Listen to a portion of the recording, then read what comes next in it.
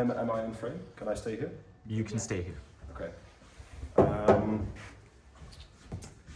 Also later on, draw anything here? Yes, I can. Great. We have a bit more time. We have a bit more time than the last time, mainly because I think this is a topic that. Are we good? You're good. Yeah. Okay. Mainly because I think this is a topic that might spark some more questions. So if you have any questions to ask during the seminar or after, feel free to do so. We originally planned this one as a third, so the one after the programming basics. I might expand on some stuff from the second seminar. So if you haven't, if you weren't there, maybe it's a good idea to watch it online, so you have a bit more background context as well. So today, well, we switched them around because some people were competing at the beginners meet, etc. But today I want to expand a bit further on mostly the programming side when it comes to load management. I also can grab up some examples from athletes or whatnot if you want to. And I want to go into injury prevention a bit. To give you an idea or some general recommendations about load management and training, and some stuff about injury prevention and what to do with pain in some clear-cut guidelines. I want to go into load and loadability first, because I think that's the most abstract concept that if you understand it, you at least have some idea, or the framework you can work from is a bit more clear. I do have plenty of time for questions today, because I expect some more people to have questions or anything about their own programming, own experiences, that kind of stuff. So do feel free. First off, load and loadability. Load in a training context is, in the training context of powerlifting, is your frequency, so the amount of times you do a lift per microcycle per week for most people, the amount of volume you do, the amount of intensity you do, what specific movements you're doing, the frequency with which you do high intensities, that might be once a week, twice a week, etc. And your loadability is the ability to tolerate and recover from said load. Those two are pretty much the basis of what we'll go into later. To give you some idea, over time, if that would be your load and that would be your loadability.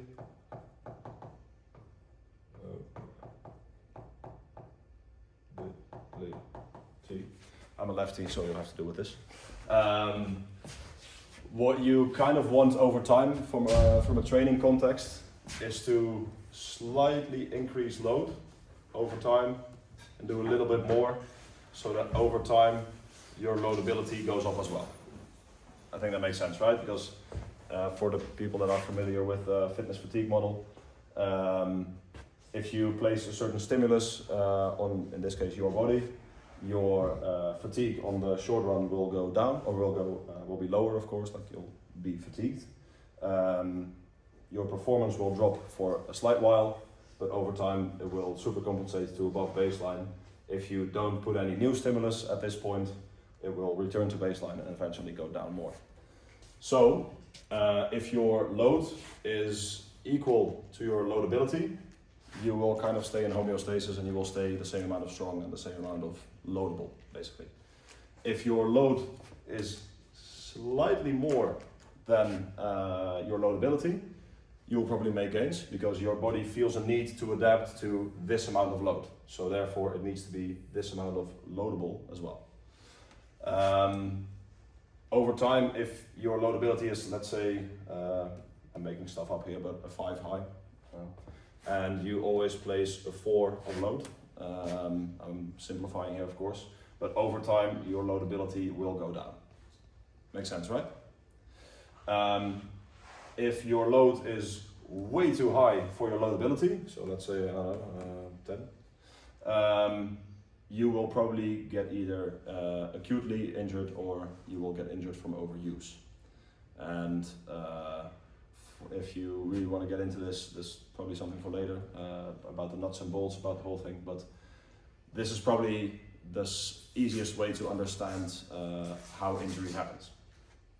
To make it a little less vague, if you always squat a 5x5 and you deadlift a 3x5 at, I don't know, let's say 120 kilos for squat, 140 kilos for deadlift, and you increase that by 2.5 each week. So this is your 120 and 140 for 3 and 5x5. This is 122 and 142. This is 125 and 145, etc. Over time, your loadability will go up and you will be able to lift more weight and to tolerate more load, and you will be able to recover from more load. If you all of a sudden go from a 3x5 on a deadlift and a 5x5 on a squat, and you increase that to squatting twice a week and deadlifting twice a week, and you double your amount of volume, if you recover make sure your recovery is on point, your loadability might be able to catch up, but in the beginning you'll probably be sore because you're asking a lot more from your body than it was used to in the beginning.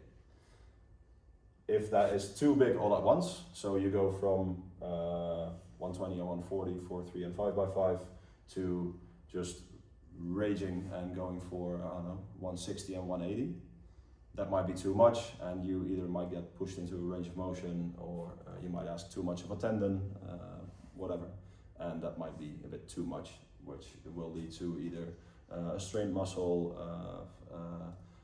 inflammation of a tendon, that kind of stuff. Does that make sense in a general sense? I will pick up some more examples probably later along the way. Yes, there we go. Pick up some more concrete examples along the way, but this is probably the basic concept about load and loadability that you need to understand. Belasting and belastbaarheid for the Dutch people among us. If there's no questions, let's continue. When it comes to load management in your training, and if you were here during the second seminar, you probably saw some examples about that. Small changes over time are definitely the way to go. So a big change all at once is A, most of the time not necessary, and B, that increases your load. Oh, hard time, you don't have to switch every time, but that increases your load a lot at once. So both when it comes to programming and to technical changes, a small change at once is probably the way to go. If you, let's say you want to incorporate, from the example I just gave, from a first to a second squat and deadlift day, you might not want to just double straight away. You might want to do a slightly easier variation, or a slightly less taxing variation with a little bit less volume. Add that in first, and then slowly build that out over time. If that goes very well, you can up the first as well again, etc. Instead of just going all at once. Same goes for technique. If you, let's say, are used to bench pressing really narrow, and you want to widen your grip over time, of course, with a wider grip, the involvement of, for instance, your pecs is going to be a bit more than your triceps, as opposed to a closer grip. That means that your pecs specifically have a lower loadability because you've never pressed that way in a lot of the time. So if you widen your grip a lot, all at once, let's say 2 hand widths at a time, and you also immediately go heavy on or with that wider grip, or as heavy as you can, that might lead to some overuse injury or an acute injury on the pec, because your pec specifically, or that specific tissue, is not used to carrying that amount of load. So if you are making any changes, do it gradually. Make sense? You also want some measurable effects. So if your training is, or your programming is very complicated, so it has a lot of factors, a lot of variables to keep into account, and there's a lot changing at once, it's harder to make an educated guess on why the set change had which effect. So if you want the effect of, I want my squat to go up, and you add in a second day, you add in a variation for a technical improvement, and you also increase your volume, but you also start to work at a different intensity, and you also try to work more comp specific by incorporating some singles. Which 5 of those things has the desired effect? Or was it a combination of all of those? It's not necessarily wrong to add in multiple things at a time. Like, I'm not saying you should make only one change at a time. However, know that at the end of your microcycle, macrocycle, whatever, that you have made those changes in, that the effect you saw from the entire time is caused by all of the factors you changed and the factors that were already there. It's pretty elementary stuff, since most of you study at a university and you have some understanding of the scientific model. However, for some reason that goes out of the window with a lot of people if they are thinking about their own bodies. So try to approach this somewhat scientifically at least. Therefore, tracking is also essential. And you don't have to track very specifically, like not every single set has to be filmed, and not every set has to be reported with an exact RPE to 0.1 or like to a decimal behind the comma and stuff. But like, keep some logbook, like keep an Excel, keep notes on your phone or whatever with what you have done, what exercises you did, whatever. Just winging it and hoping it goes all right, and then later having to make a change but you don't have any data to base that change on, is probably a dumb idea. When it comes to increasing volume per lift in just tonnage, so your amount of sets times reps times the weight you use, an increase of 10% is probably the highest I tend to go within a given week for most of my athletes. Exceptions are out of the question, of course, but for most people, 10% is about the maximum they tolerate, while still recovering well towards the next week. Same goes for your intensity.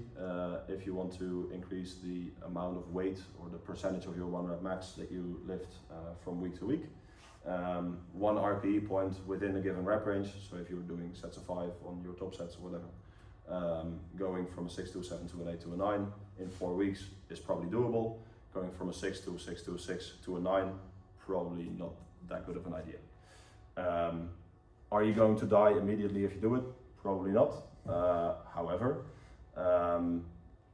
if you want to make it as efficient of a change as possible, that's probably the way to go. And a slow ramp up over time is what you want. If you want to express it in strictly percentage, 5% of your 1 rep max is probably the most you want to increase from 1 week to the next. Does this make sense so far? Do people have any questions about their own programming or changes they've made recently?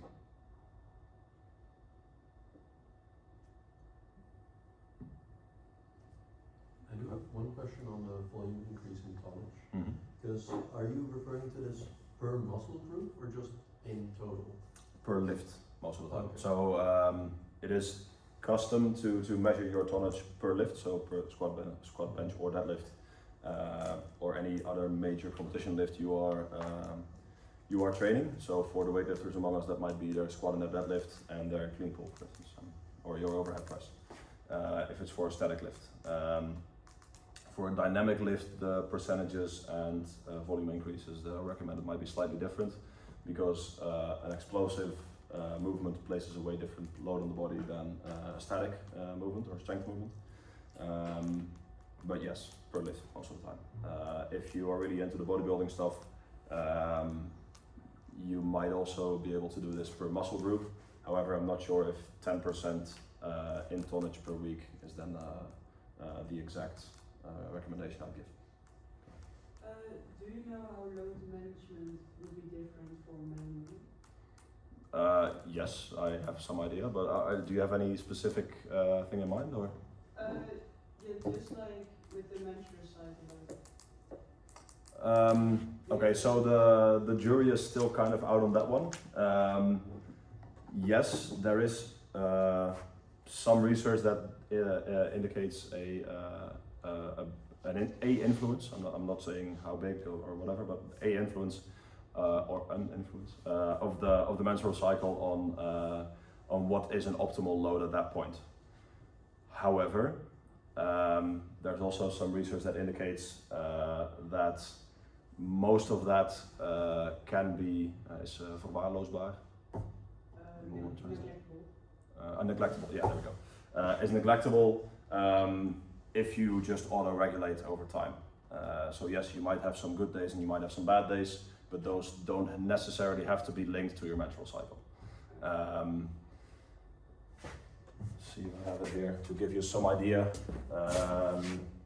You'll probably have to help me with the terms, but over time, over 28 days, I'm guessing, you have your, what's a phase and what's a phase?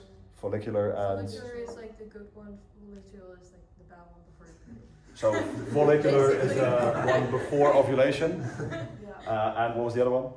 Luteal. Luteal, there we go.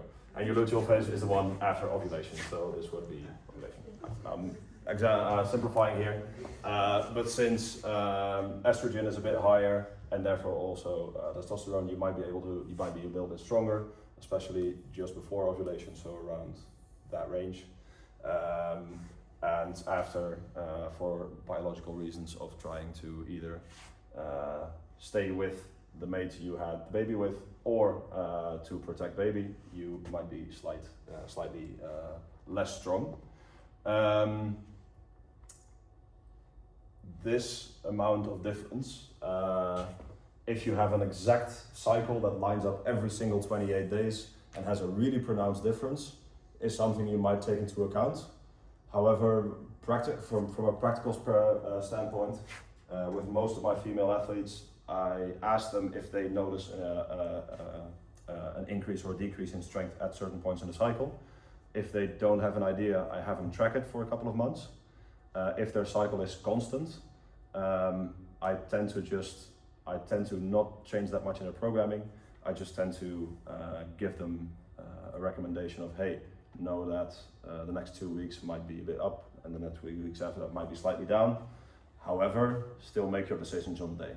You still should just auto-regulate based on how you feel. Because yes, your menstrual cycle might have some impact, but so do about 7 other factors.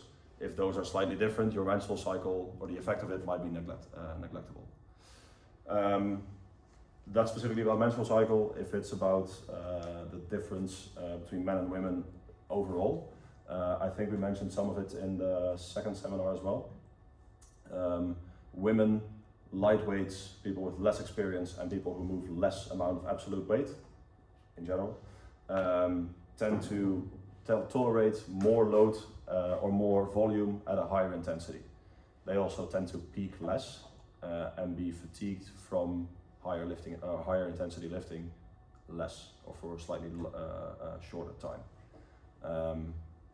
Again, that is a generalization, and statistically it holds true. However, it's probably something you should figure out on your own over time, because the difference within the group or within the group of women might be bigger than the difference between an average man and an average woman. So I have an athlete of mine who, a woman who squats 200 and deadlifts 200. Her amount of loadability towards the end of a block or towards a peak might look vastly different to someone who does half of that weight. And that has a bigger difference, like the amount of experience they have, or how strong they are, how their bodies are built, has more, or how they recover their daily life, probably has more of an impact than the fact that, well, they have XY chromosomes. Okay. XX? Yeah, XX. The chromosomes they have. So yeah, it definitely does have an impact, but again, Neglectable. not necessarily neglectable, but some might be bigger, and it's probably something you should check with yourself. Yeah. But not start with whatever because you are a woman or because you are a man. Any other questions?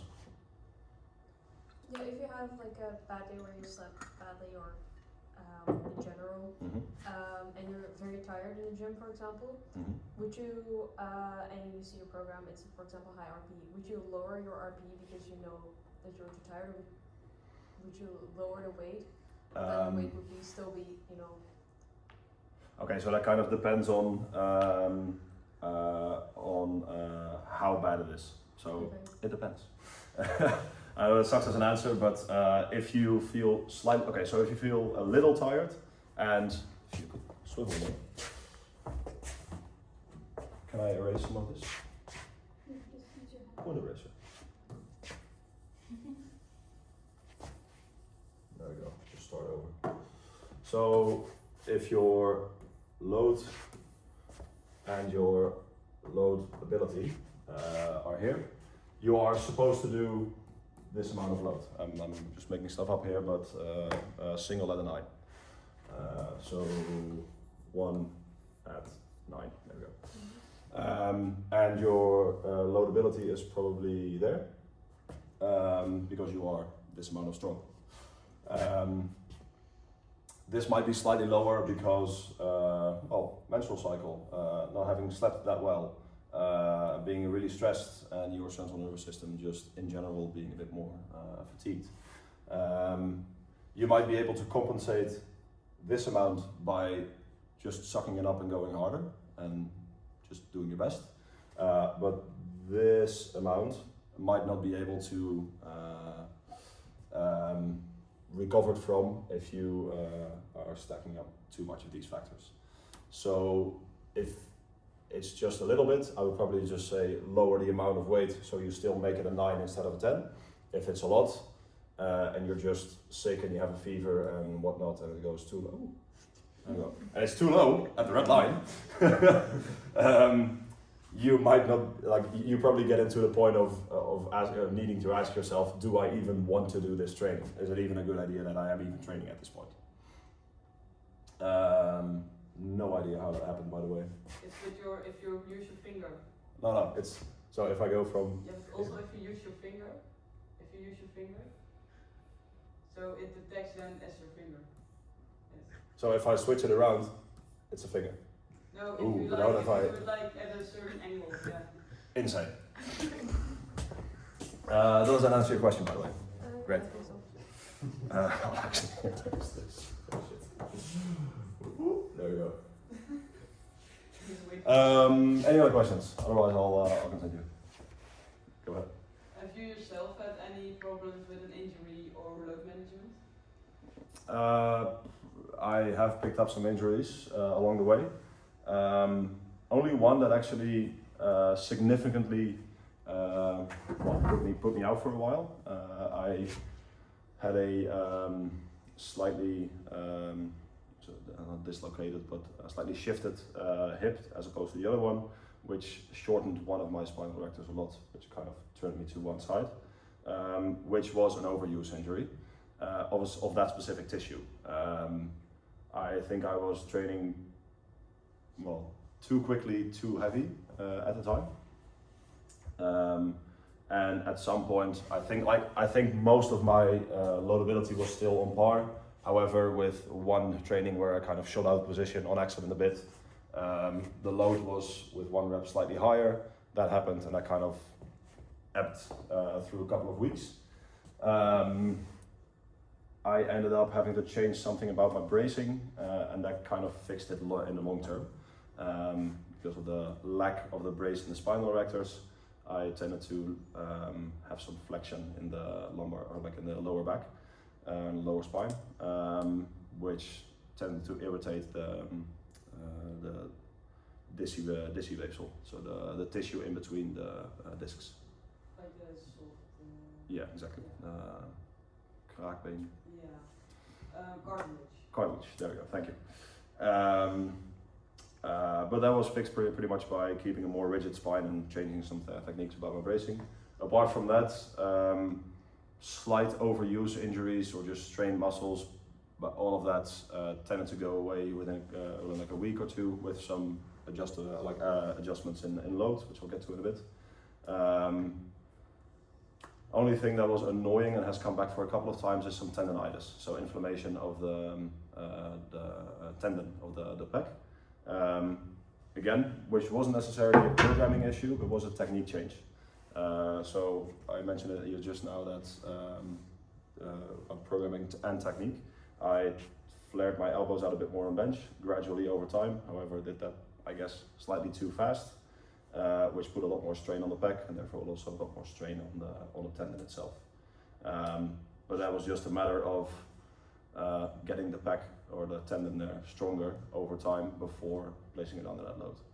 So the loadability of that specific tissue wasn't high enough, but load had to be increased either way. Any other questions? No? Right. Some stuff about an injury prevention, and this is where we get into some actual recommendations. What? I love the first point you're bringing up here. Yeah, good point. Thank you. This is where we get into some actual recommendations. First of all, I mentioned it briefly before. Don't be an idiot. Like when it comes to your load management, I'm not naming any names, but I've seen people increase their volume on squats by 100% from week 1 to week 3 of one block. I'll leave it at that. That's fucking dumb. They're not here, so I think I can say it here, but that's too much of a change at once for your body to keep up. So slow and gradual over time wins the race. Same goes with making bigger changes at once. Like most of this comes down to not being an idiot, comes down to not doing too much at once. Apart from load management, doing stuff you're totally not prepared for might not be it as well. If you only lift 3 or 4 times a week and all of a sudden you start running a 5K on Saturday because, I don't know, the Batavieren race, that might not be an ideal scenario. I'm not saying you'll die straight away or like you'll blow out your knees or whatever. However, most of the time, if you want to stay in one piece, preparing for something before you do it with a little of that thing is probably a good idea. And I know that's like an open door to kick in, but for some reason people ignore it sometimes. Having decent technique is probably a good thing. If you want to know what decent is or what decent constitutes here, probably refer back to seminar 1. Decent technique in this case is something that is reproducible under higher load and over time. So if you can deadlift with a perfectly straight back in week 1, but when you go heavier, fucking this happens, that is probably not a decent technique because you can't maintain it over time. If you can do it, let's say, for a week or with 100 kilos, but you can't 2 weeks later with 200 kilos, it's probably not a decent technique. So find something that is within the competition standards, if you are competing, of course, that is reproducible over time and overload. That pretty much catches all things. If it's the most efficient thing for you, it doesn't have to be. However, for injury prevention purposes, you don't have to be maximally efficient. Like to a certain extent, it will probably help staying injury free if you are lifting with an efficient technique. But if your technique is reproducible over time and load, it doesn't have to be maximally efficient. Does that distinction make sense? For some general health of your tendons, especially for most young people getting into strength sports and progressing quickly in strength and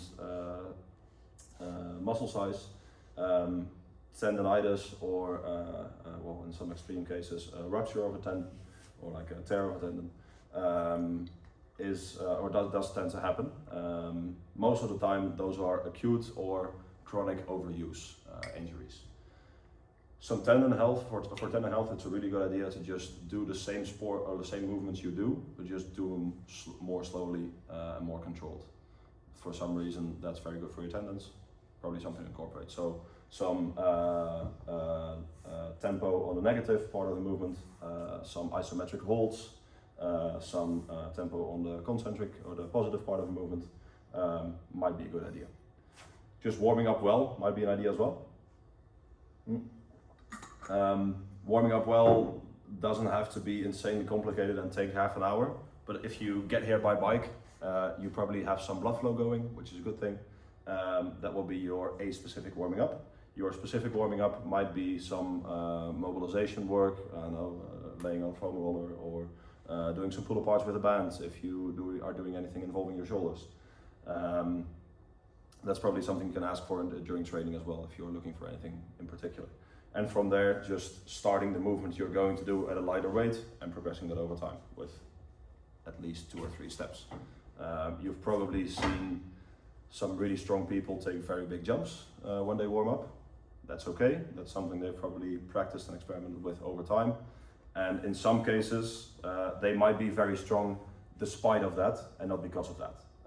Like big example for right now is the British guy, Nonso Chinye, the guy in the 120s. Deadlifts well over 400 at this point. If he needs to do a double or a top set at 400, he warms up with 250, 380, done. That's insane. And he's probably that strong despite of that and not because of it. But for some reason he's a genetic freak and he recovers from that and he doesn't get injured. And that's great for him. However, for most of us mere mortals, that's not the case. His hamstring, I think. Well, there you go. I wasn't aware of it, but he doesn't injure himself every single time he does that. But I wasn't actually aware he injured himself. Wasn't it during the Avangas meet? How severe it is, but he injured himself, yeah. Okay, alright. Also might be an interesting thing to do later, but to go into the definition of injury.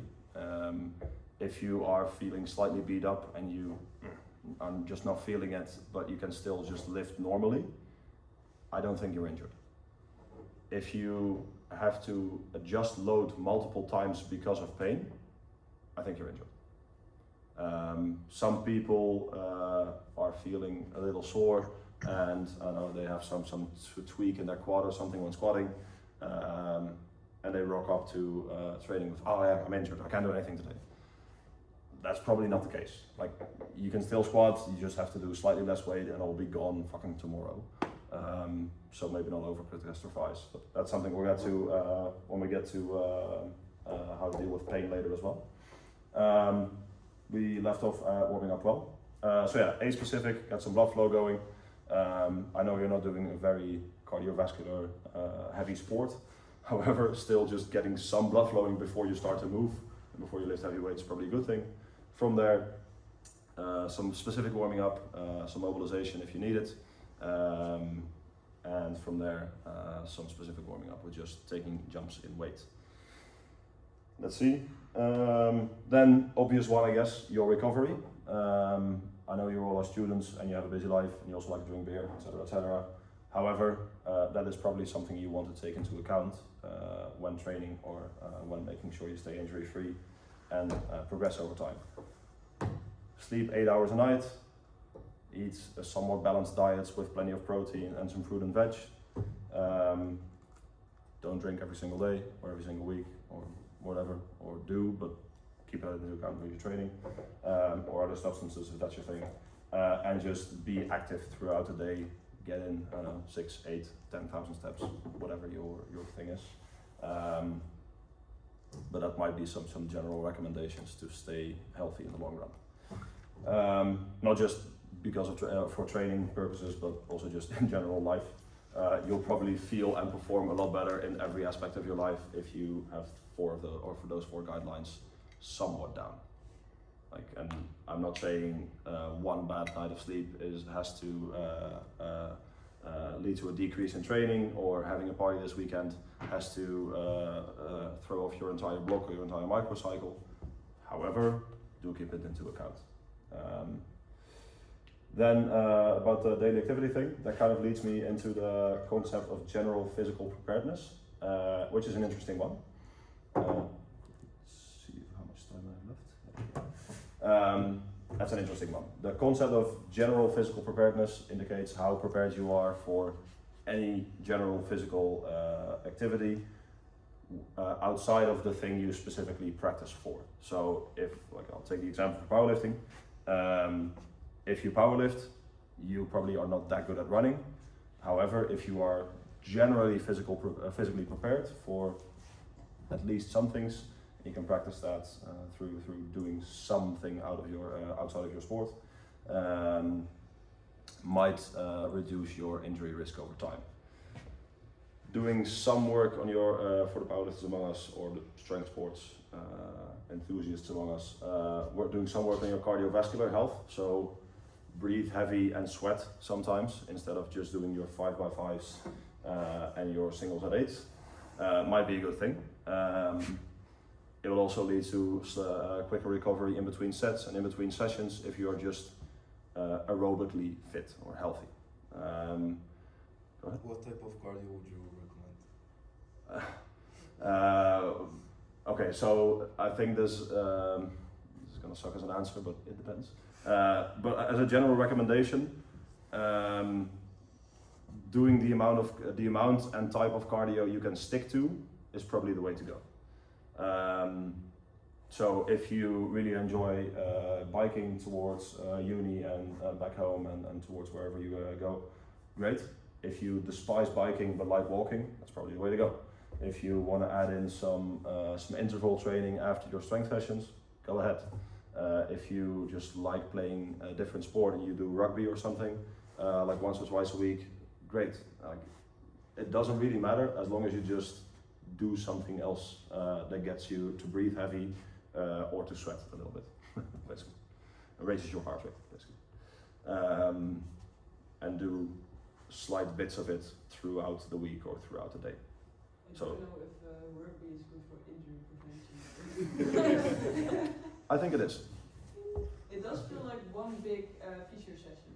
For the Well, yes, I guess.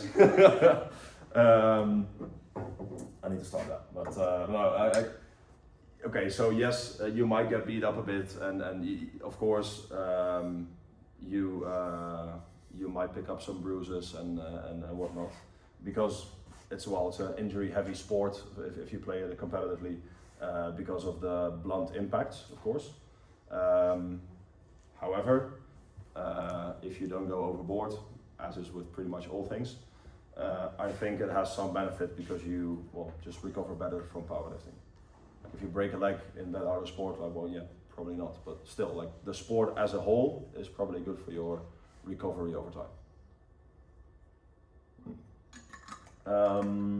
So cardiovascular health, don't be fat and lazy, and move around sometime outside of your not moving around so much in sport.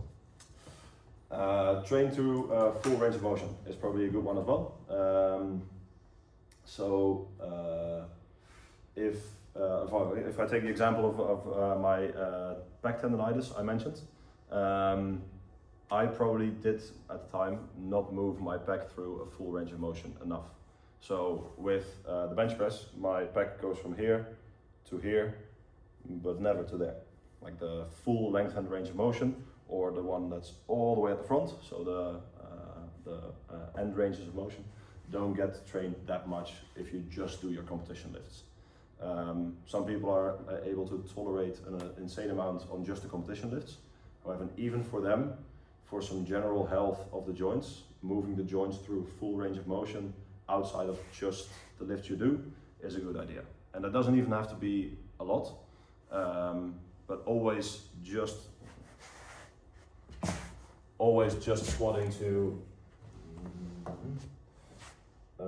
let's say, exactly competition depth or just below, and then all of a sudden having some heavy weight sometime and getting pushed to this point, or like shooting a bit too far and never being prepared for this range of motion is probably not a good thing. You would probably benefit from doing slightly less specific training away from competition, moving around in some different planes as well. I'll get to that as well. If you just squat, bench and deadlift all the time, you only move in your frontal plane. So this gets kind of confusing.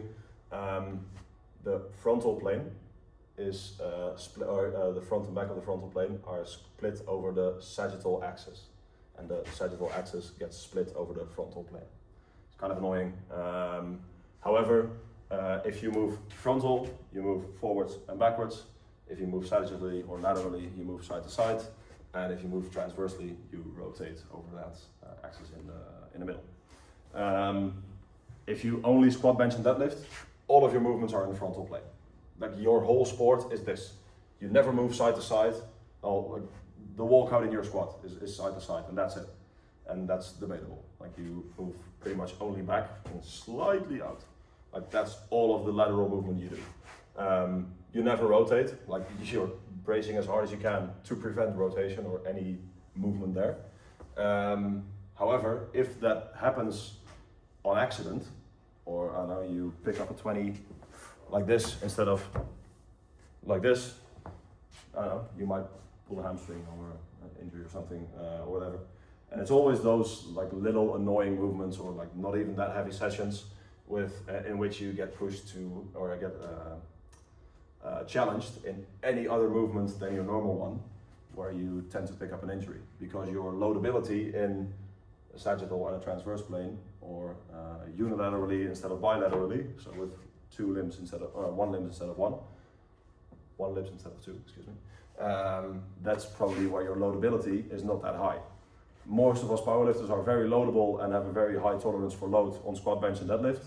But as soon as we, I don't know, do a dumbbell incline press, we hurt our shoulder because our shoulder is not used to pressing in that range of motion instead of that one. Or yoke carry. Huh? Or yoke carry your neck brace. Ah, okay. So, okay, so you're referring to Timon. I actually think Timon, for people who don't know him, is my co-business owner. Worked together with him. He was a part of Odin as well during a strongman competition years back.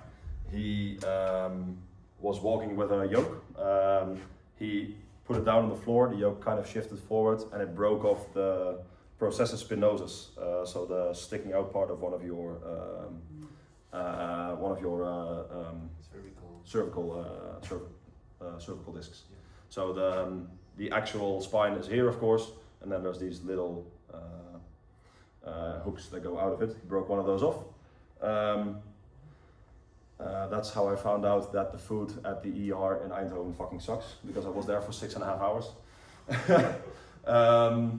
But okay, so I don't think, to refer back to Timon, I don't think you can prevent or like you can train or be prepared for a 260 kilo yoke hitting your bone at specifically this angle.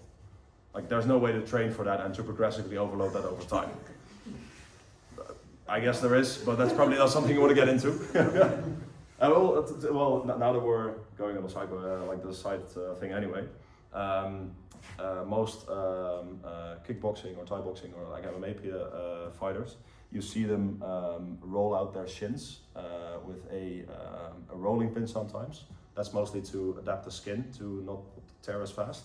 However, if you just all the fucking time kick something with your shin, at some point your bone density will probably catch up. So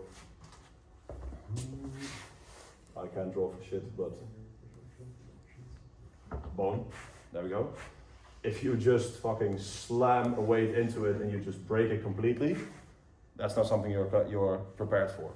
However, if you all the time kick it a little bit and there's some micro fractures or like very little ones over time, but you give it some rest without this, there you go. So you give it some rest and you take that stimulus away for a while, make sure this adapts, you might get a bit of a thicker bone and a bit more of a denser bone. So your bones or your tendons, muscles, whatever, pretty much every tissue in your body adapts to impose demands. We have the whole say principle. Also goes for tendons, bones, whatever. It doesn't only go for muscles. How did I get here? As in not in life, but from this question. Yeah, so as a general recommendation, you probably want to move in multiple planes sometime. You also want to move unilaterally instead of bilaterally sometime, because all of your things in your sport are also bilaterally and frontal. That's a very limited amount of motion. Do some cable rotations every now and again, do some split squats, do some dumbbell RDLs. That was what you did there, was technically not a frontal movement. I saw Renske lift up her bottle like this. That's transverse. It was bilaterally, however. So just do anything else outside of that. So split squats for the bilateral stuff, some isolateral stuff with a dumbbell instead of a barbell. Move side to side if you, I don't know, fucking jump sometime. If you play rugby, having to swivel with a ball probably is already a lot of your some sagittal movements. It doesn't have to be that complicated, just do something else as well than just squat, bench and deadlift. In general, the whole concept of general physical preparedness when it comes to make sure, or let's put it like this, your loadability in all of these planes, bilaterally, unilaterally, and for pretty much all tissues in your body, increases at least a little bit. So the chances of a slight overuse being too much are smaller. That's kind of the whole concept of it. And you can push that to an extreme as well. Like if you look up some of the videos of the Chinese weightlifting team on YouTube, you'll see them do Jefferson curls. So where you grab a bar, you just roll off your back with as much of a bend in the spine as possible, and just go all the way back like this instead of with straight back, with up to 120, 140 kilos. As a beginner, that's a stupid idea. However, moving in just this angle with your spine instead of this one as well is also something you can just train. Like you probably don't want to push it too far, but the whole idea behind it is that if they ever, with their frontal and bilateral movement, ever end up in a slightly compromised position, at least they've been in that position a little bit, so they can at least recover from that point if they ever accidentally get to it. Does that make sense? Great. Any questions about injury prevention or any of the guidelines or whatever I mentioned? Cool. In that case, I have about, I think 15 minutes left. I'll head to some general recommendations on how to deal with pain in training. First of all, please don't do nothing. Just fucking move. Like that's again, sounds like an open door if you take the whole concept of load and loadability into account. I mentioned it before here as well. If you make your load way higher, of course you're going to get injured. If you make your load way lower than your loadability, you will probably regress in your loadability and therefore in your preparedness for either the specific or general thing. So please just don't do nothing. As soon as you feel any pain in training, you probably want to ask yourself how bad it is. That depends on your pain tolerance and your history and whatnot. But you probably can test out some stuff. Does it hurt with 100 kilos? Okay, sure. Does it hurt with 90? No? Okay, great. Let's do 90 today. Does it hurt when you squat all the way to depth or all the way below depth? Well, it doesn't if you just cut it off a little bit before. Great. Let's do that for a day. Does it hurt with deadlift but not with squat? Let's squat a little bit more today and see if we can deadlift later in the week. Does it hurt when I do my 5th set but not on my 3rd and 4th? Let's do 3 or 4 sets a day. Does it hurt when I deadlift 3 times a week but not when I do 2 times a week? Let's do 1 or 2. Sounds very basic. For some reason, people are kind of married to their program once they've set it out. And some people have a really hard time deviating from that, even if they experience pain. In one of those 5 things, you probably want to scale down temporarily. So slightly lower the load on either a specific tissue, within a specific movement, within a specific range of motion, etc. So your loadability can catch up. Once your loadability has caught up, increase load again, because we want it to keep increasing and keep catching up to it and eventually get big and strong over time. So give us some extra room to recover. Also keeping some active recovery during the day. Walking around is probably a good idea. Again, don't do nothing. And then over time, build up as soon as possible or as fast as possible. And as possible in this case means to what you can tolerate with pain, of course. I'm not saying you should push through. However, some pain sometimes is okay if your load and loadability both can increase over time. So you want to increase your loadability again over time to make it so that you don't get injured next time. This cycle is probably something you can do for a week, maybe 2 weeks, on your own without the help of a professional or whatever.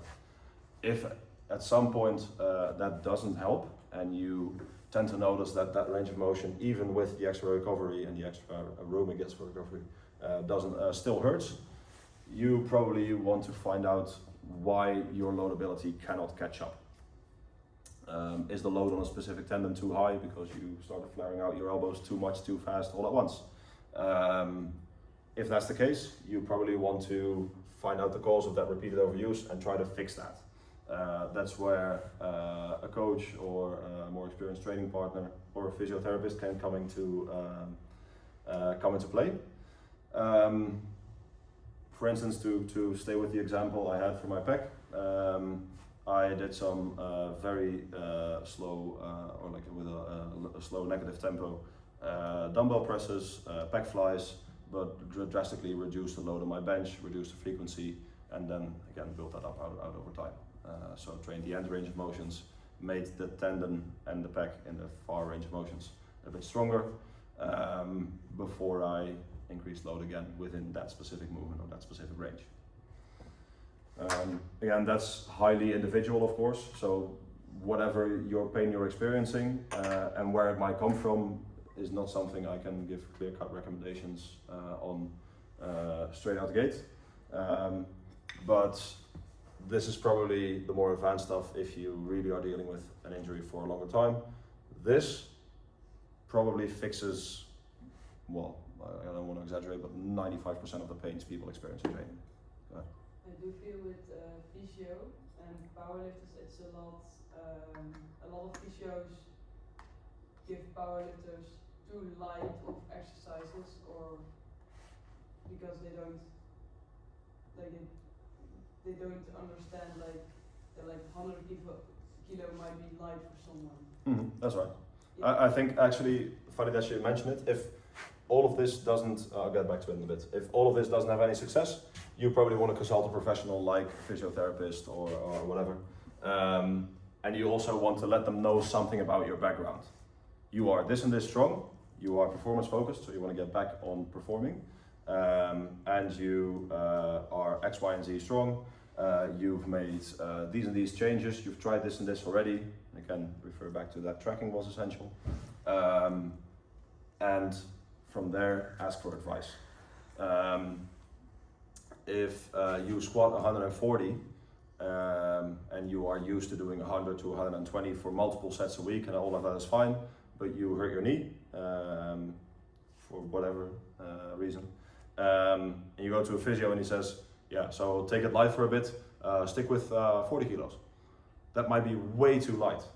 And again, if we refer back to here, your load might be way too low for your loadability, and your loadability will regress over time. So if you are consulting a professional, or if you're consulting anyone, let them know what your background is, or let them know what you want from it, or what you have already tried. Like if you've tried to limit load, range of motion, movement, volume, frequency, all that stuff, and the first thing they offer is, I think you should just do less for a while, for a bit, from this and this. You've already tried that. So the more specific of a question you come with to a health professional, the more specifically they can help you.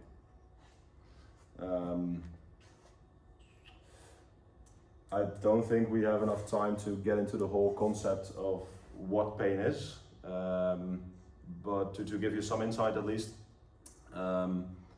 pain functions on a biopsychosocial model as well. So of course there's the biological or like the physical aspects, of course. You like stabbing yourself will probably hurt over time. There's also the psychological aspect. If you have hurt your knee before and you feel something in your knee, you will probably attribute more weight or experience more pain to that specific point, and you might over exaggerate or whatever. And there's also a social component or a cultural component even. To give you a quick example, most people in the Western world or Western society in general sit on their ass a lot. That's bad for your back if you do it a lot. So a lot of the people, if they hurt their back, it's because they have a weak back and they have hurt it in the past. And everyone knows someone who has hurt their back in that way. Like that's the whole old people thing, like you probably hurt your back. I know, but those old people have known a lot of people throughout their life who have hurt their lower backs. The prevalence of a-specific low back pain, or a-specific low back pain, is a lot lower in countries where most of the people aren't sedentary.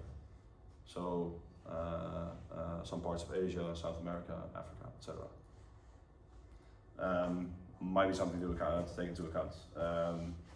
And that's a cultural aspect, of course, but if I have hurt my knee before and that was an injury that stayed with me for like 5 years, and you hurt your knee slightly because you was, this doesn't feel right today, but it's fine, and I walk up to you and like, oh no, don't do this because this took me 5 years to recover from, you might experience more pain because I am afraid. So if you are experiencing pain,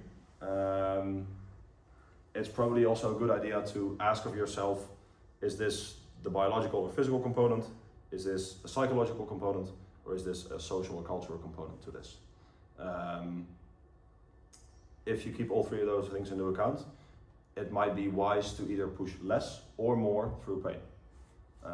Being aware of all of those different concepts or of those different parts of why we experience pain is probably also of added benefit to experiencing said pain. Like, I'm not saying once you're aware of pain having a psychological component, you can just let that go out of the window and you will magically experience no pain. That's probably not happening. However, it can make a difference. I'm sidetracking again, but if you're interested in the whole psychology side of pain, I'll see if I can find a study later, but neurotic people, so people who score high on personality trait neuroticism out of a Big 5 personality test, tend to just experience more pain and recover slower from injury, even if it's the exact same injury. So that would kind of be the recommendation as well. Don't be neurotic. But that's. I'm sorry, what is neurotic? Neuroticism is your je aanleg voor negatieve emotie ervaren bij een negatieve prikkel. Okay. So your tendency to experience negative emotion to whatever is happening. Any unfavorable sensation? Yes, exactly. Well, not even a sensation, also any event happening. Okay. So neurotic people tend to worry more, they tend to experience more pain, they tend to catastrophize earlier, that kind of So stuff. be optimistic. Yes, no, like I'm not kidding. Being optimistic and having some faith in the long run, it will work out. We're all gonna make it. Makes you experience less pain and makes you recover faster. Okay. Let's see. Any questions on specifically pain sensation, how to work with that? Yeah, go ahead. Is there a difference between men and women also on this front? You mean in how to work with it, or in pain tolerance, or? Mainly in the experience of pain. Like you say, oh yeah, it's a social and cultural difference also. Like Yeah. does it also come into account for like the difference between 100%. If there's a psychological and cultural component, there's differences between men and women in that regard. So I'm sure there'll be some differences as well. Most women just have a higher pain tolerance, well, because you need to endure childbirth sometimes, or not necessarily not your thing, but yeah, of course, there'll probably be some difference there.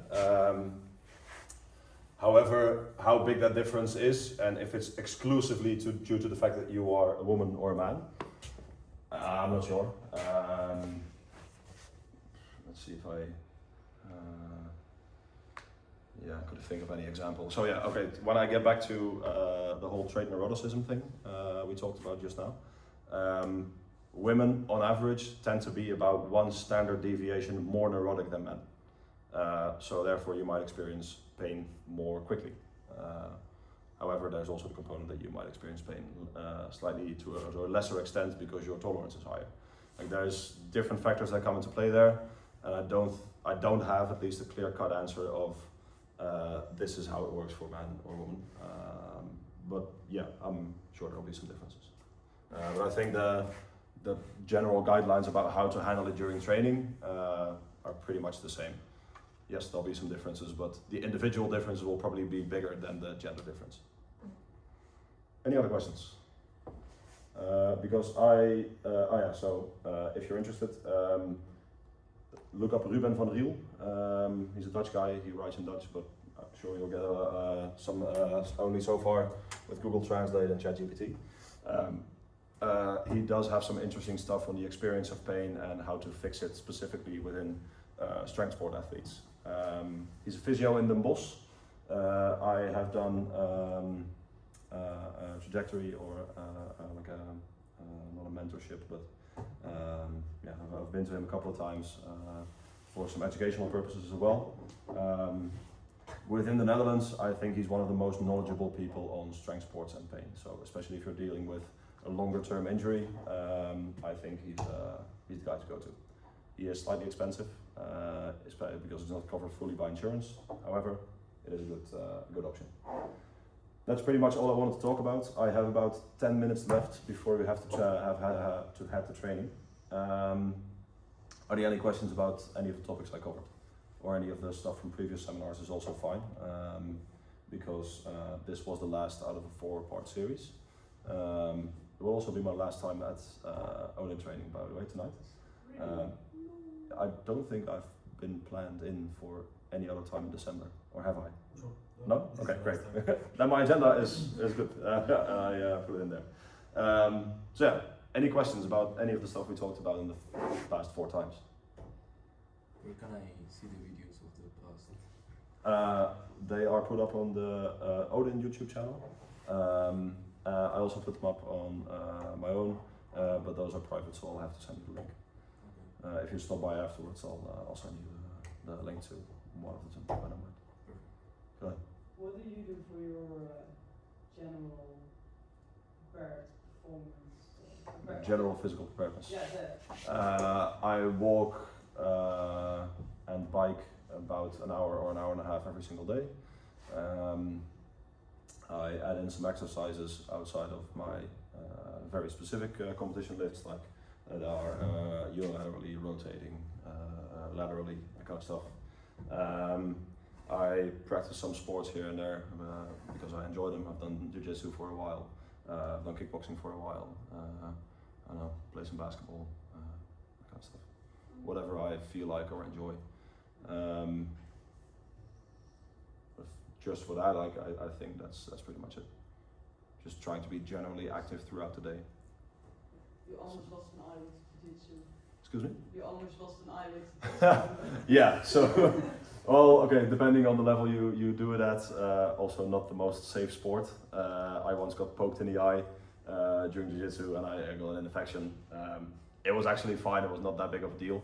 We were just walking around like this for a week. But I did tell some people at Odin that, yeah, I got poked in the eye, they're having it removed next week. And some people fucking just straight up believed it. I still have both eyes. Any other questions?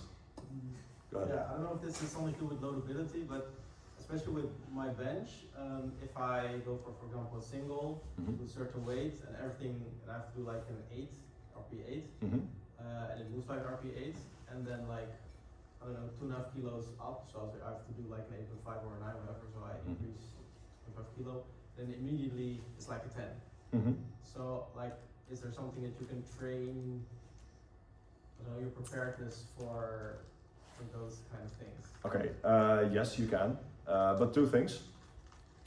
if you move something at an 8 and you add 2.5 kilos and it's all of a sudden a 10 or more, was it really an 8? Yeah, okay, fair. I know what you're saying, but That's a cheap answer, but no, I think there's something to be said for being able to lift multiple, because it only happens on bench, right? You said, yeah, or does it happen on other lifts as well? well, bench still. Also, because in bench you lift the least amount of weights out of the three lifts. 2.5 can make a very big difference because like your bench is around 130, I think. 120? No, like 110. 110. Okay. Well, in that case, 2.5 kilos can be a lot percentage-wise. Like 2.5 for you and someone who benches 220 is definitely not the same. So that can make a big difference. There's also some pre-fatigue of that first single to calculate, to take into calculation. So if you've done one single already, and you are already slightly fatigued from that, and you've never done 3 heavy singles in a row, doing 3 heavy singles in a row might tax you. That's why there's a case to be made for like people who do like their full SBD days with their competition lifts all on one day, because that technically is competition-specific training. And I also think you can improve from that. Like again, specific adaptations to impose demands. If you just practice that specific thing, you will probably get better at it. So if you do multiple singles over time, or like multiple singles after each other, multiple times every week, or multiple times once every week, I mean, that's just probably something you will get better at. Yeah. Because Gergo did like a heavy board press, and then like at the end of the week he does this heavy competition bench to prepare his body for the intense session. Is that also like, are there any other concrete examples or exercises that you can do to prepare your body for intense work? Well, again, specific adaptations to impose demands. If you want to be primed very well for benching heavy, you probably need to bench a little less heavy a couple of days before. Like that's probably the way I would go about it. If you notice yourself, I'm not sure about Gergo's example, but if you notice yourself being primed very well by high intensity, but not necessarily by full range of motion, a block press or a board press might be a great idea. Gergo is closing in on like 170, 175 on bench, I think, as an 83 or a 93. So again, like, he definitely has a strong bench, and I think that's for him that's a viable option. For a lot of people, I don't think a board press specifically does the trick. Might help some with confidence. In general, I would probably just recommend, if you want to be primed very well for a heavy squat bench and deadlift, squat bench deadlift a little less heavy a couple of days before. And that doesn't even have to be a lot. Like I'll show you an example. I have someone competing at Lichtstad 2 in a while, Simone, old Odin member as well. Started out the block, so she deadlifts heavy once a week in a competition style on day 4 here. She deadlifts one more time, so this one tends to be on Saturday or Sunday. This tends to be a Tuesday or Wednesday, so a couple of days beforehand, like half a week. It's 100 kilos, so it's not crazy heavy for her. However, even with later, because we had to scale down a bit because of some injury, only a 90 kilo or let's say 70 kilos probably, to just practice the movement would probably prime her enough to still pull 135 or 140 here and stay with that from the 130 or 135 she did the week before. So priming doesn't necessarily have to be very specific or very heavy. Any other questions? At least, does that answer your question? Does it give a idea? Great. Anything else? Are there like specific things that make the difference between somebody that has to already like grind for an RP7 and somebody that has to like very quickly has a cutoff in lifts, and how does that influence your loadability? Good question. The difference mainly is caused by difference in muscle fibers. So a lot of fast twitch and slow twitch will guide you to either of those two. So what you want to take into account if you lift very fast, which tend to be very efficiently built people. I showed you the example of Timo in the, I think it was the second seminar in programming. He is built specifically for squatting. Like he has an insanely short femur, long torso, but he can stay pretty upright in his squat. He moves also very fast, and there's also a very clear cutoff point all at once. But he can go heavy a lot of the time because every single repetition is not that much time and attention and that much load.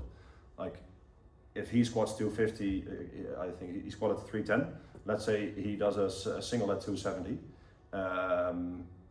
That single at 270 for him will be less fatiguing than for another athlete of mine who also squats 310 but is built way differently and moves way slower. So you want to take into account if you generally move slow or slower than other people or than before you hit failure. You need to take into account that every single rep accumulates more fatigue, and therefore your volume intensity recommendation needs to be a bit lower. Since you move slow, I think that's also there's a benefit in there somewhere. You don't need to get used to moving slow under heavier weights that much because you're used to moving slow anyway.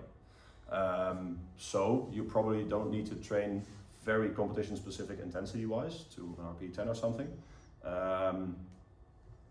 to get an adaptation to moving slow or being used to moving slow. So yeah, definitely that impacts, and that's probably the first two things I'd take into account. So don't train to a heavy RP very like as often as someone who moves very fast would, or someone who is built mechanically very efficient for the lift. Anything else? In that case, I'll think we'll close it off. We are a minute before time, so thank you for keeping it exactly in time with me. I'll see you guys at training in 15 minutes.